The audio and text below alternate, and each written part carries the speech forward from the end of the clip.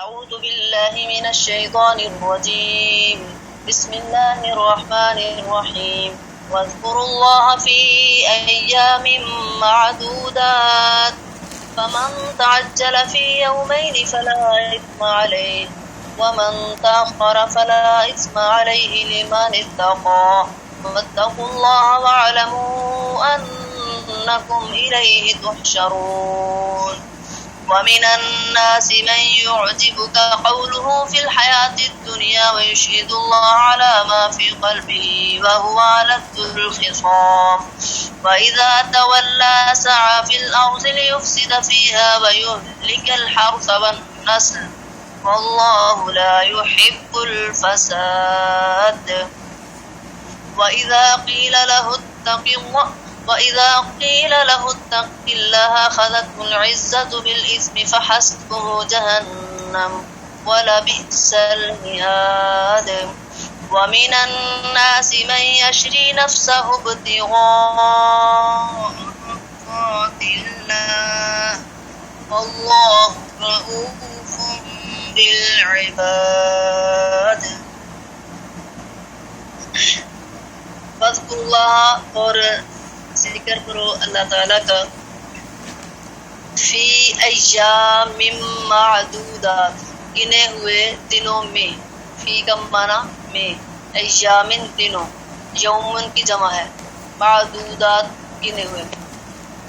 فمن پس جو کوئی تعجلا جلدی کرے فی یومینی دو دنوں میں، یوم ایک دن، یومینی دو دن، اور ایامن زیادہ دن، یہ دنوں کی جمع۔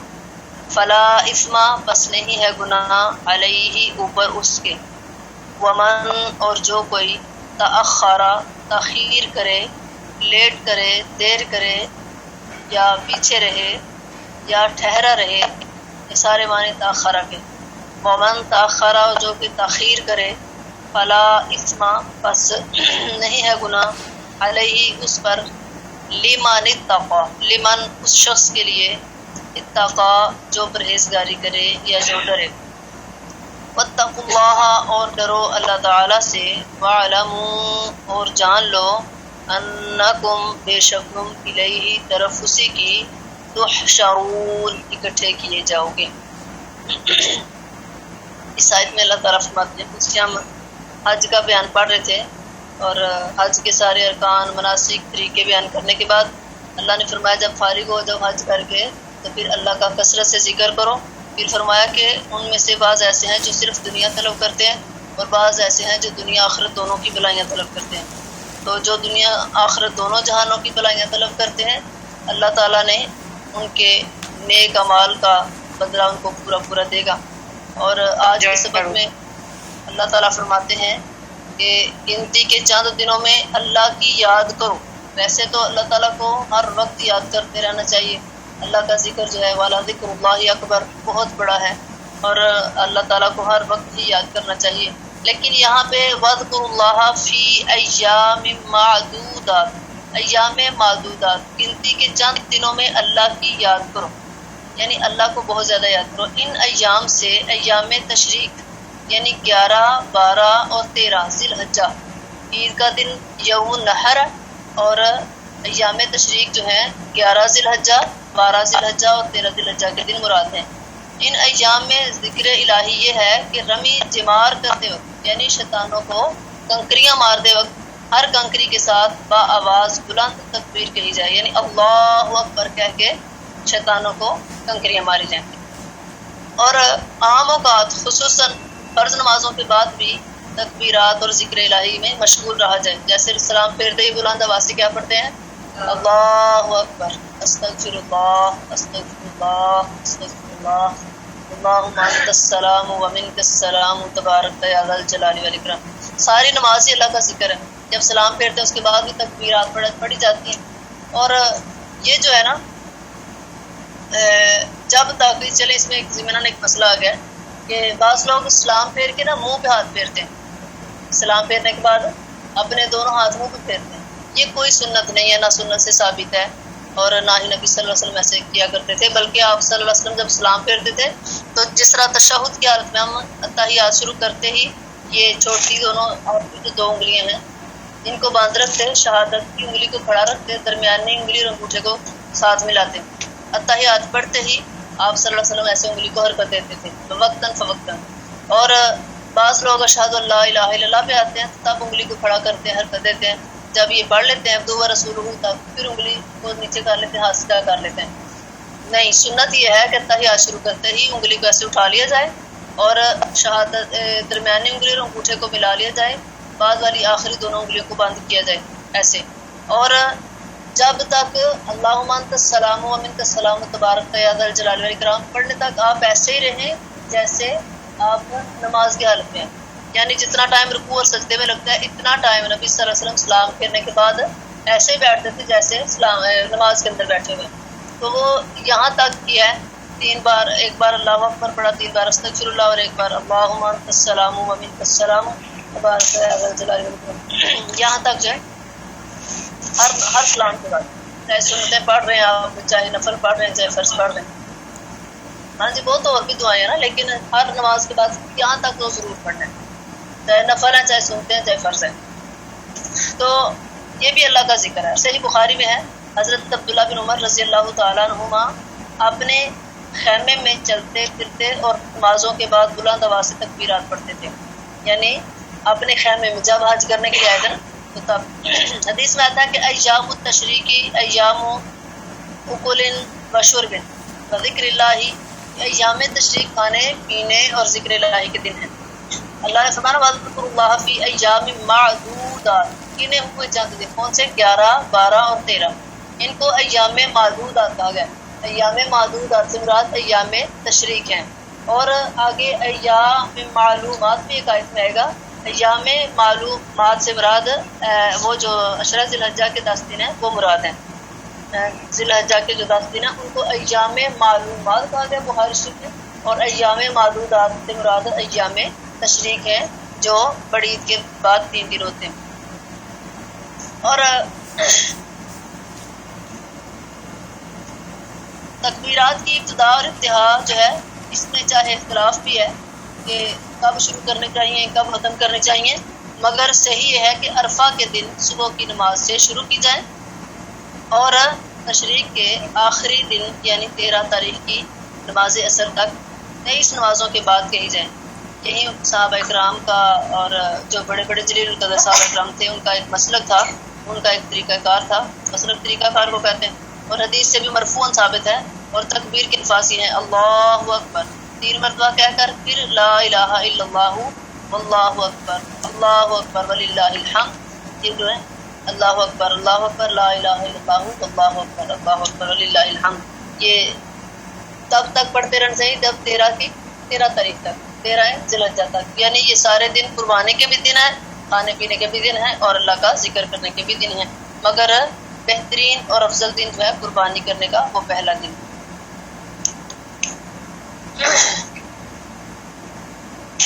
آگے فرماتے ہیں فمن تعجل فی یومین، بس پھر جو شخص جلدی کرے یعنی 2 ہی دن میں منا سے چلا جائے واپس چلا جائے، فلا اثم علیہ، بس نہیں ہے کوئی گناہ اس پر. ومن تاخر، اور جو کوئی تاخیر کرے یعنی 13 تاریخ تک کرے، جو 11 اور 12 2 دنوں میں ہی شیطانوں کو کنکریاں مار کے چلا جائے وہ بھی ٹھیک ہے، اس پر بھی کوئی گناہ نہیں. اور فمن تاخر، جو کوئی تاخیر کرے یعنی 13 تاریخ تک 13 ذی الحجہ تک میدان میرا میں ٹھہرا رہے تو فلا اثم علیہ، اس پر بھی کوئی گناہ نہیں ہے. لمن اتقی، شرط کیا ہے؟ اگر میدان مینا میں رکنا ہے تو اپنے باپ دادوں کے کارنامے بیان نہیں کرتے، جس طرح کہ ہم نے کل پڑھا تھا ان کے نسب پہ فخر نہیں کرنا، نہ ہی ان کے کارناموں پہ فخر کرنا ہے، بلکہ اگر رکنا ہے تو بشرط یہ کہ اللہ کا تقویٰ ہو، دل اللہ کا ڈر ہو، پرہیزگاری ہو اور اللہ کا ذکر کرنے کی نیت ہو. یعنی 11 اور 12 کو 2 دن میں رمی جمار بھی جائز ہے، 2 دن میں بھی کنکریاں مار کے جا سکتا ہے. اور اگر تاخیر کرے یعنی پورے 3 دن مینا میں ٹھہرا رہے تو بھی جائز ہے، بشرط یہ کہ انسان کے دل میں تقویٰ ہو، اللہ کا ڈر ہو اور تمام مناسک حج خلوص کے ساتھ ادا کرے تو یہ حج مبرور لے کر واپس لوٹے گا. حج مبرور کا ثواب ایسا ہے جیسے آج ہی وہ گناہوں سے پاک پیدا ہوا ہے. تو اللہ فرماتے ہیں واتقوا اللہ، اور ڈرو اللہ تعالیٰ سے، وَاعْلَمُوا، اور جان لو، ان اللہ، بے شک اللہ تعالیٰ मालूम हो जानना को मिले ही बेशक तुम उसी की तरफ लुटाए जाओगे। अल्लाह अकबर। अब यहाँ पे अल्लाह ने जो फरमाया कि अल्लाह से डरते रहो, बेशक तुम उसी की तरफ इकट्ठे किए जाओगे, लुटाए जाओगे। अन्ना को मिले ही तो शरों, हमारा बेटा पीछे अन्ना को मिले ही तो शरों, बेशक तुम उसी की तरफ इकट्ठे किए जाओगे, बेशक तुम उसी की तरफ इकट्ठे किए जाओगे। तो शरों का माना इकट्ठे किए जाओगे, लुटाए जाओगे नहीं, इकट्ठे किए जाओगे। अब यहाँ पे अल्लाह ताला ने हमें अपने आप से डरने का हुक्म दिया और साथ ये कहा कि अल्लाह से डरो और ये बात दिल में रखो कि तुम्हें अल्लाह के पास लौट कर जाना है, इकट्ठे होना है, क़यामत के दिन उसके सामने हिसाब देना है। तो चूँकि अल्लाह ताला ने हज की पहली और दूसरी वापसी का जिक्र किया और उसके बाद लोग उन पाक मुकामात को छोड़कर अपने अपने शहरों और मुकामात को लौट जाएंगे, इसलिए इरशाद फरमाया कि अल्लाह ताला से डरते रहा करो और यकीन रखो कि तुम्हें उसके सामने जमा होना है, सामने इकट्ठा होना है, अपने माल का हिसाब देना है। उसी ने तुम्हें ज़मीन में खिलाया, फिर वहीं तुम्हें समेट लेगा, फिर उसी की तरफ हशर होगा। तो तुम जहाँ कहीं भी हो अल्लाह ताला से डरते रहो, अल्लाह का डर, अल्लाह का खौफ, अल्लाह का तक़वा अपने दिल में रखो। अगली आयत में अल्लाह ताला फरमाते हैं वामिनन नासी, और बाज़ लोग, ये भी कह सकते हैं कुछ लोग, ये भी कह सकते हैं, और लोगों में से बाज़, ये भी कह सकते हैं।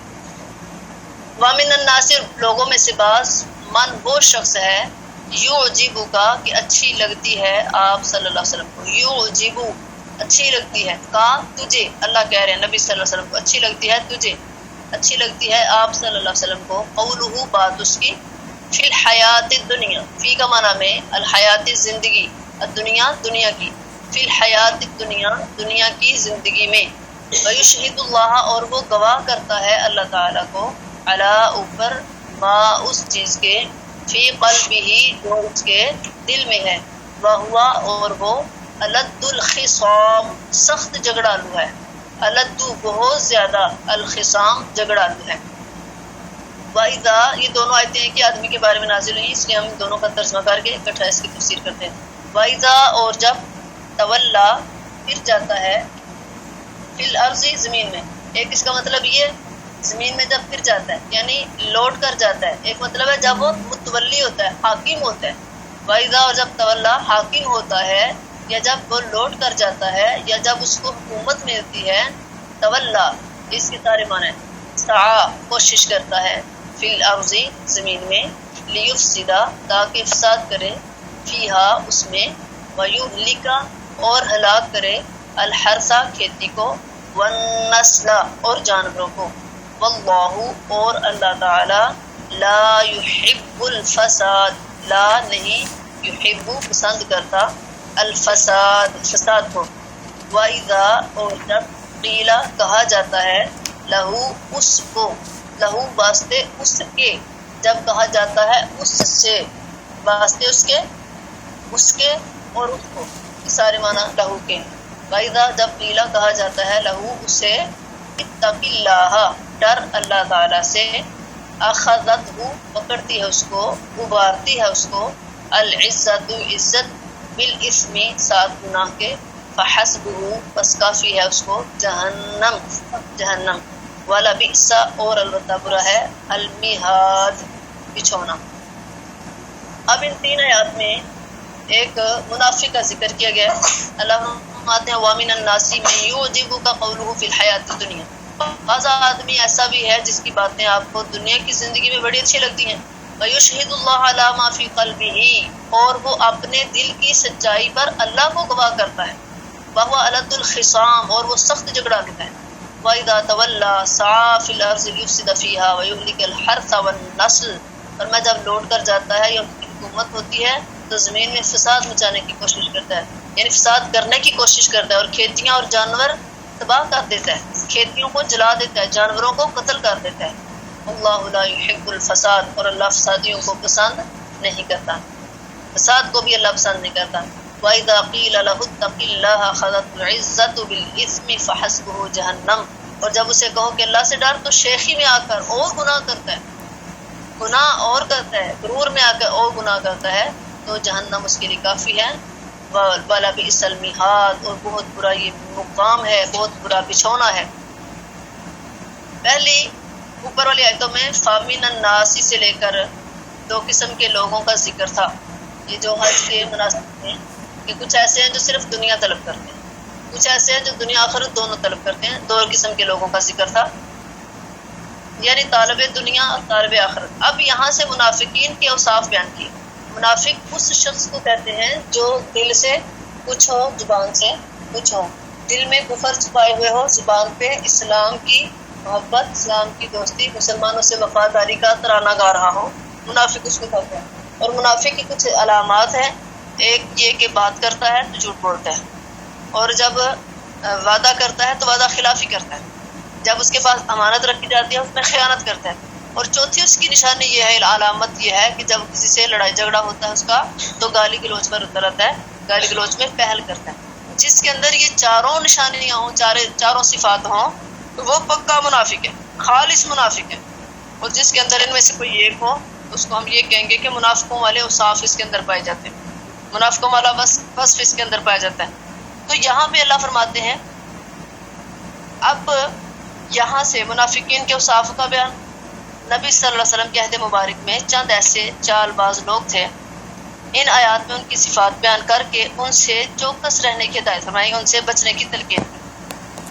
علماء تفسیر کے بیان کے مطابق یہ آیت کو اخنس بن شریک ثقفی کے بارے میں نازل ہوئی، مگر اپنے معنی کے اعتبار سے ہر اس شخص کو شامل ہے جو ان صفات خمسہ کے ساتھ متصف ہو، یعنی جس کے ساتھ یہ پانچ جس کے اندر یہ پانچ صفتیں پائی جائیں وہ پکا منافق ہے. الد الخصام، سخت جھگڑا. ایک حدیث میں ہے اللہ تعالیٰ کے نزدیک سب سے برا وہ شخص ہے جو سخت جھگڑالو ہو. یہ فتح البیان باحوالہ صحیح ہے، بخاری مسلم کے حوالے کے ساتھ فتح البیان میں اس کی تفسیر ہے.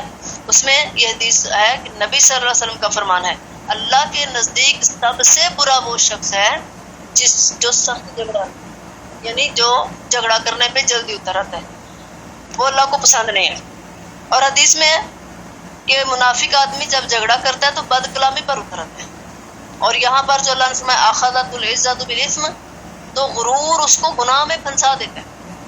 یعنی حضرت عبداللہ بن مسعود رضی اللہ عنہ بیان فرماتے ہیں کہ یہ بات اللہ کے نزدیک سب سے بڑے گناہوں میں داخل ہے کہ جب آدمی سے کہا جائے اللہ سے ڈر تو الٹا وہ نصیحت کرنے والے کو ڈانٹ دے اور یہ کہے کہ تم مجھے سمجھانے والے کون ہوتے ہو. تو یہ عزت اس کو گناہ پر ابھارتی ہے. یعنی وہ اس وجہ سے زیادہ گناہ کرتا ہے کہ میں ایک عزت دار آدمی ہوں، ایک بڑا جابر قسم کا، سخت قسم کا آدمی ہوں، تو اس نے مجھے کہہ دیا کہ اللہ سے ڈر، تو غرور میں آ کے اور گناہ کرتا ہے. تو اللہ فرماتے ہیں ایسے شخص کے لیے جہنمی کافی ہے. اور اللہ نے یہ جو فرمایا کہ یعجبک قولہ فی الحیات دنیا، یعنی دنیاوی زندگی اور اسباب معاش کے بارے میں حیرت انگیز معلومات رکھنے والا، اللہ تعالیٰ کی قسمیں کھا کھا کر اپنے ایمان اور اپنے اخلاص کا یقین دلانے والا، مگر عملاً تخریبی کارروائیوں میں مشغول رہ کر لوگوں کے جان و مال کو تباہ کرنے والا ہے. تو اللہ تعالیٰ نے اسی کو فرمایا فَهَذِهِ خَمْسَةُ خِصَالٍ، یہی 5 خصال اس کے اندر تھے، تو اس کو اللہ نے جہنمی ہونے کا ٹکٹ دے دیا. یہ جو شخص تھا اخنس بن شریک ثقفی، اللہ اکبر کبیر، یہ منافق تھا. ظاہر میں مسلمان تھا لیکن باطن میں مسلمانوں کے خلاف تھا. اور ابن عباس فرماتے ہیں کہ یہ آیت منافقین کے بارے میں نازل ہوئی ہے جنہوں نے حضرت خبیب رضی اللہ عنہ اور ان کے ساتھیوں کی برائیاں کی تھیں جو مقام رجی میں شہید کیے گئے تھے. تو ان شہداء کی تعریف میں اللہ تعالیٰ نے اگلی آیت جو ہم آج کے سبق میں پڑھیں گے، لیکن ابھی ہم فی الحال یہی پڑھتے ہیں. تو اللہ تعالیٰ نے فرمایا کہ یہ جو شخص ہے یہ بڑی اچھی بڑی میٹھی باتیں کرتا نبی صلی اللہ علیہ وسلم کے پاس آ کر، اور کہتا کہ اسلام بڑا اچھا دین ہے، مسلمان بڑے اچھے ہیں، آپ بڑے اچھے ہیں، بڑا کچھ ہے. تو نبی صلی اللہ علیہ وسلم ظاہری اعتبار پہ اس پہ یقین کرتے تھے اور اس کی باتوں سے خوش ہوتے تھے، آپ کو اس کی باتیں اچھی لگتی تھی. تو اللہ فرماتے ہیں وَيُشْهِدُ اللَّهَ عَلَىٰ مَا فِي قَلْبِهِ، قسمیں کھا کر اللہ کو گواہ کر کے وہ بتاتا. فرمایا اس کے معنی یہ ہوں گے کہ وہ اپنی زبان سے کچھ ہی کہے لیکن اس کے دل کا حال اللہ کو خوب معلوم.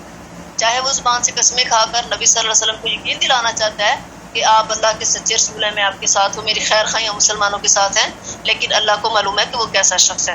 کیونکہ اللہ نے قرآن کریم میں فرمایا اذا جاءک المنافقون، سورۃ منافقون کے آغاز میں، کہ منافق جب آپ کے پاس آتے ہیں، آ کر آپ کی نبوت کی گواہی دیتے ہیں، تو اللہ جانتا ہے کہ تو اس کا رسول ہے، اور آ کر کہتے تھے آپ اللہ کے رسول ہیں، اور یہ صرف زبانوں سے کہتے تھے۔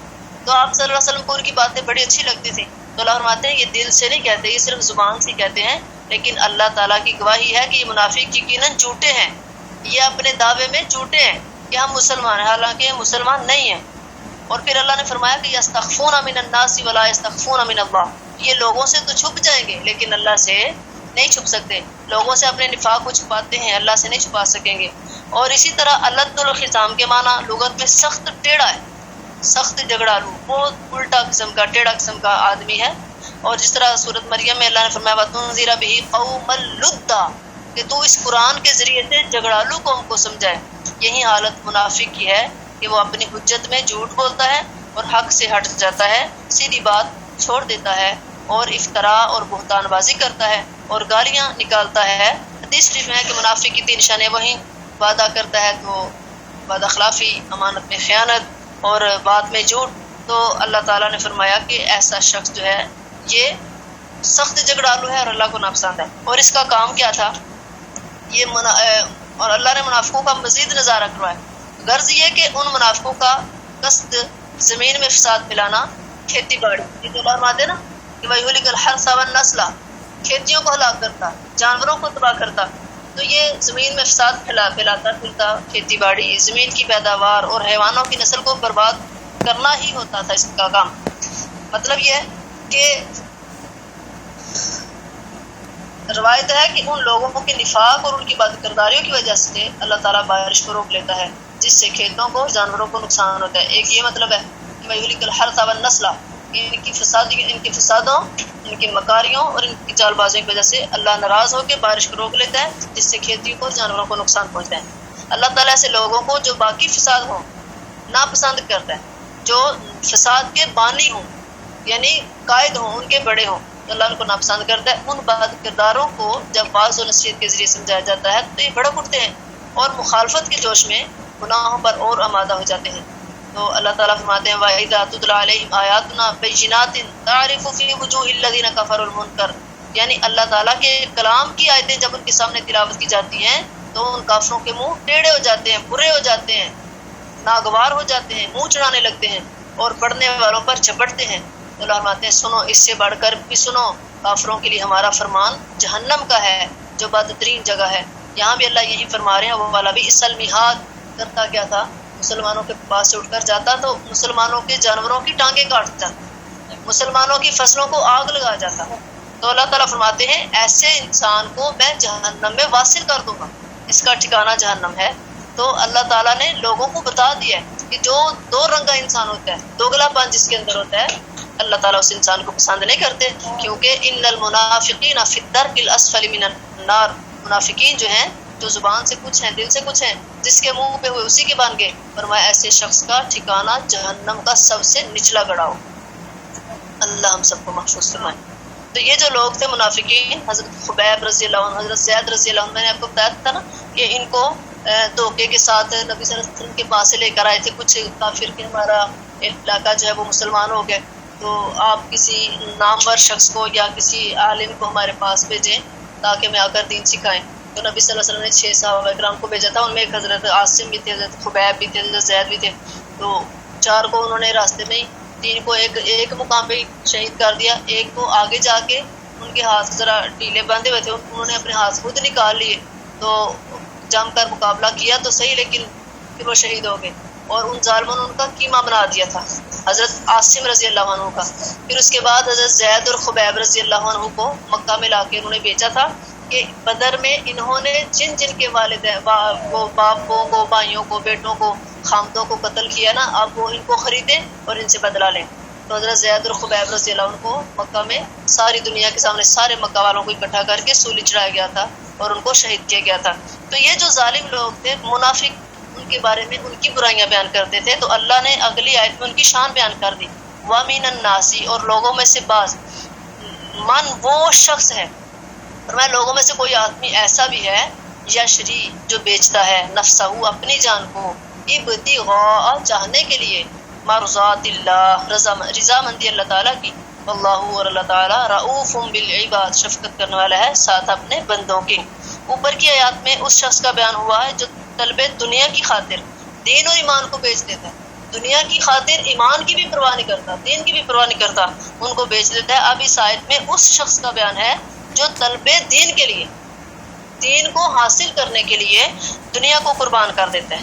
یہ آیت حضرت صہیب رضی اللہ عنہ، حضرت عمار رضی اللہ عنہ، حضرت بلال اور دیگر صحابہ کرام کے بارے میں نازل ہوئی جن کو کفار نے سخت سزائیں دیں، مگر وہ اسلام اور ایمان پر ثابت قدم رہے اور کبھی بھی انہوں نے کلمہ کفر زبان سے نہیں نکالا۔ اسلام کو قبول کرنے کے بعد انہوں نے کبھی بھی اسلام کے اندر سے نکلنا پسند نہیں کیا۔ اللہ اکبر۔ مگر وہ اب حضرت صہیب رضی اللہ عنہ کے متعلق مروی ہے کہ جب وہ ہجرت کرنے لگے تو مشرکین نے کہا کہ اپنا مال لے کر تم نہیں جا سکتے، یہ بہت امیر ترین آدمی تھے۔ جب یہ ہجرت کرنے لگے تو کافروں نے کہا کہ تم اگر ہجرت کرنا چاہتے ہو، مکہ سے جانا چاہتے ہو، تو جو تمہارا مال ہے، سامان ہے، مکان ہے، وہ تم نہیں لے کے جا سکتے۔ انہوں نے کہا اچھا اگر یہ بات ہے تو جاؤ فلاں میرے گھر کے فلاں کونے میں فلاں جگہ پہ میرا خزانہ دفن ہے، سارا نکال دو، میں اللہ اس کے رسول کی طرف ہجرت کر کے جا رہا ہوں۔ تو چنانچہ وہ سارا مال و متاع چھوڑ کر مدینے چلے آئے۔ تو اس پر یہ آیت نازل ہوئی اور نبی صلی اللہ علیہ وسلم نے فرمایا کہ صہیب کو سودے میں نفع ہوا ہے، جو سودا اللہ سے کر کے آئے ہیں اس سودے میں ان کو بڑا نفع ہوا ہے، یعنی انہوں نے سارا کچھ کھو کے بھی کچھ بھی نہیں کھویا۔ یہ جس کو اللہ اس کا رسول مل گیا اس کو ساری دنیا کی نعمتیں، خزانے مل گیا، آخرت مل گئی۔ تو اب یہ جو حضرت خبیب اور حضرت زید رضی اللہ عنہ تھے، جب ان کو شہید کرنے لگے تھے تو ان کے اندر اتنا ایمان تھا، وہ کافروں نے جب ان کو للکارا کہ اگر اب بھی تم اسلام کو چھوڑ دو تمہاری جان چھوٹ جائے گی، تو انہوں نے بھی للکار کے کہا باطل کے پجاریوں تم یہ سمجھتے ہو کہ آج ہم تم سے ڈر جائیں گے؟ وہ آواز ہمیں روک نہیں سکتی جو غار حرا سے آئی تھی، وہ آواز ہمیں روک نہیں سکتی۔ باطل کے پجاریوں تم ہمارا کچھ نہیں بگاڑ سکتے، اگر آج ہماری موت لکھی ہوئی ہے تو ہم اپنے رب کے پاس جانا پہلے ہی بڑا پسند کرتے ہیں۔ اور صحابہ کرام کی للکار یہ ہوتی تھی ہمیں شہادت سے ایسی محبت ہے جیسے تمہیں شراب سے محبت ہے۔ اللہ تو اللہ تعالیٰ فرماتے ہیں ایسے لوگ جو ہیں اللہ ان کے ساتھ شفقت کرتا ہے، ان کا ٹھکانہ جنت ہے۔ اللہ نے جن کو جنت کی شکریہ دے دی، اللہ سے دعا ہے کہ اللہ تعالیٰ ہم سب کو بھی انہی کے نقش قدم پر چلنے کی توفیق دے، جیسے انہوں نے اپنے جان مال کی گھر بار کی قربانیاں دی، اپنے بچوں کی قربانیاں دی، اللہ ہمیں بھی ان جیسا نیک بنائے اور ان کی سیرت پر چلنے کی توفیق دے۔ اللہ ہم سب کے گناہ معاف فرمائے، جتنے بھی بیمار ہیں اللہ سب کو شفا دے، اللہ ہمیں بھرپور اپنی عبادت کرنے کی توفیق دے۔ آمین ثم آمین۔ سبحانک اللہم وبحمدک، نشہد ان لا الہ الا انت، نستغفرک ونتوب الیک۔ السلام علیکم ورحمۃ اللہ وبرکاتہ۔